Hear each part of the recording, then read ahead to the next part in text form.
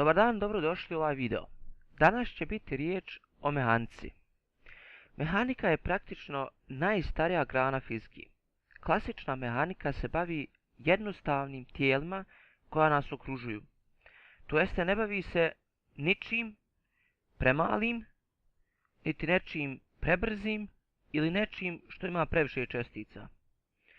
Iz ekstremnih slučajeva su se vremenom formirale kvantna mehanika koja se bavi malim, teorija relativiteta koja se bavi brzim stvarima i statistička fizika koja se bavi mnogim česticama.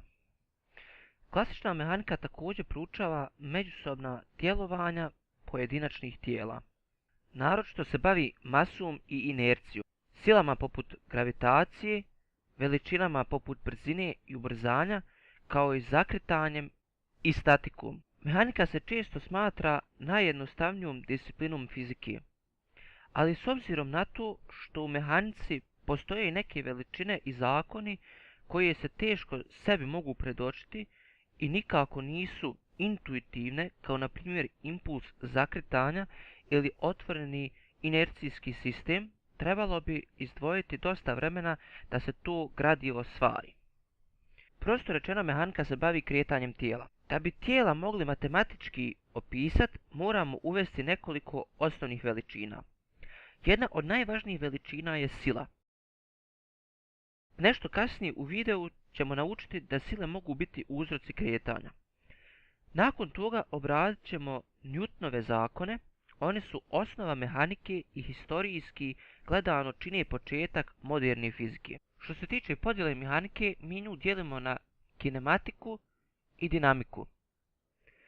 Dinamiku dalje možemo podijeliti na statiku i kinetiku. Postoje tri osnovne veličine u mehanici, a to su dužina u metrima, masa u kilograma i vrijeme u sekundama. Sve druge veličine koje se javljaju se izvode iz ovih triju. Druge bitne veličine u mehanici su brzina, ubrzanje, sila, energija, snaga i impuls.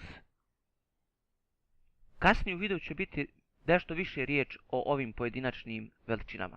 Da bi opisali pokret, moramo uvijek navesti u odnosu na što se tijelo kreće. Tako, na primjer, u vozu koji ide 140 km na sat se krećeš tom brzinom u odnosu na okoliš, a u odnosu na svog suvozača se ne krećeš. Ta tačka u odnosu na koju se kretanje opisuje se zove referentni sistem. Da se kretanje potpuno opiše, moramo u svakom trenutku t navesti mjesni vektor s. Mjesni vektor uvijek pokazuje od početka našeg referentnog sistema. Ukoliko se tijelo kreće, tada i mjesni vektor tog tijela se kreće. Delta stoji za diferenciju, to jest razliku. Da tijelo pređe taj put, njemu treba izvjesno vrijeme delta t. Da bi lakše opisali kretanje, uvedene su nove veličine. Prva veličina koju ćemo detaljnije posmatrati je brzina. Pokušavamo objasniti brzinu auta. Brzina je pređeni put kroz vrijeme t. U fizici njena oznaka je v i ona čini vektorsku veličinu. Kratica potiče od engleske riječi velocity. Brzina je jednaka količini pređenog puta i potrošenog vremena. SI jedinica za brzinu je metar u sekundi. Ubrzanje navodi promjenu brzine tijela. Auto prilikom pokretanja poveća brzinu, to znači da se nakon izvjesnog vremena mijenja brzina za diferenciju delta v, a je delta v kroz delta t. Pošto je brzina vektorska veličina, postoji ubrzanje čak i kada iznos brzine ostane nepromijenjen, ali ako se promijeni pravac kretanja. SI jedinica ubrzanja je metar u sekundi na kvadrat. Impuls se definiše kao proizvod mase i brzine. Impuls je veličina koja je potrebna pogotovo kod sudarnih procesa.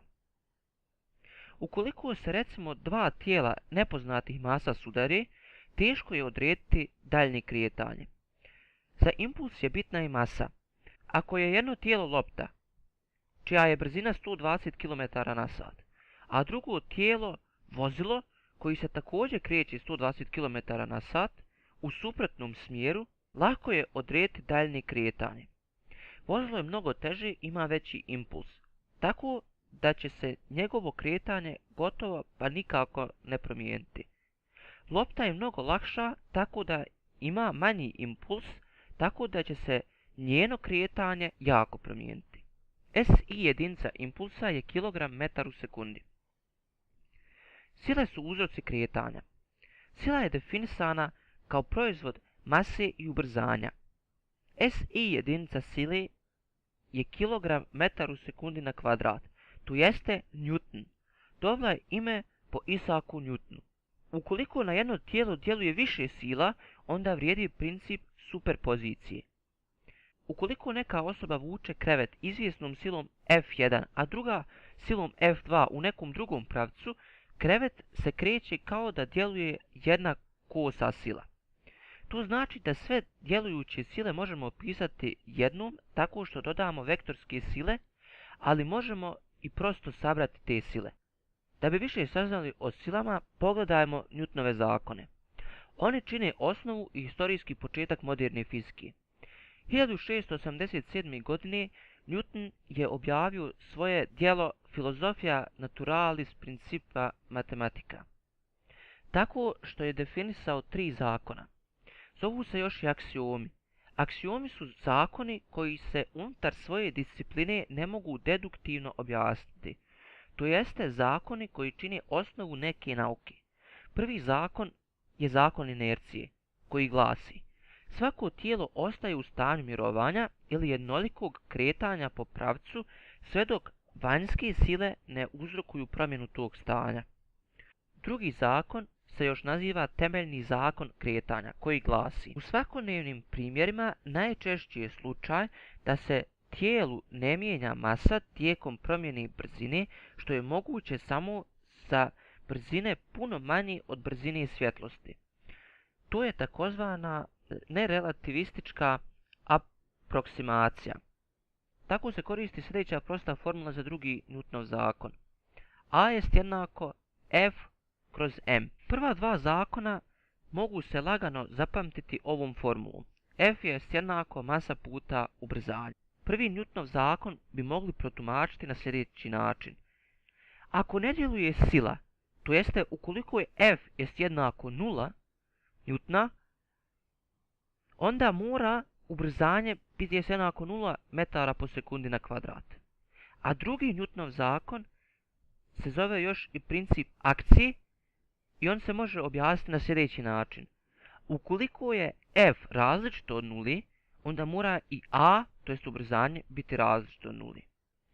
Treći Newtonov zakon se još naziva princip akcije i reakcije. Ako tijelo A djeluje silom na tijelo B, tada će tijelo B djelovati silom istog intenziteta na tijelo A u suprotnom smjeru. To sebi možete lagano predočiti ukoliko zamislite dva klizača. Ukoliko jedan drugog proba odgurnuti silom F1, tako i drugi djeluje silom F2 na njega. Ukoliko oba klizača posjeduju jednake mase, tada će oba klizača dobiti isto ubrzanje. Matematički se to može predstaviti ovom jednačinom. F1 je jednako minus F2. To jeste, akcija je jednaka reakciji. Nadam se da vam je ovaj video mogao pomoći. Ukoliko jest, ostavite molim vas like, fini komentar i subscribe. Hvala i doviđenja.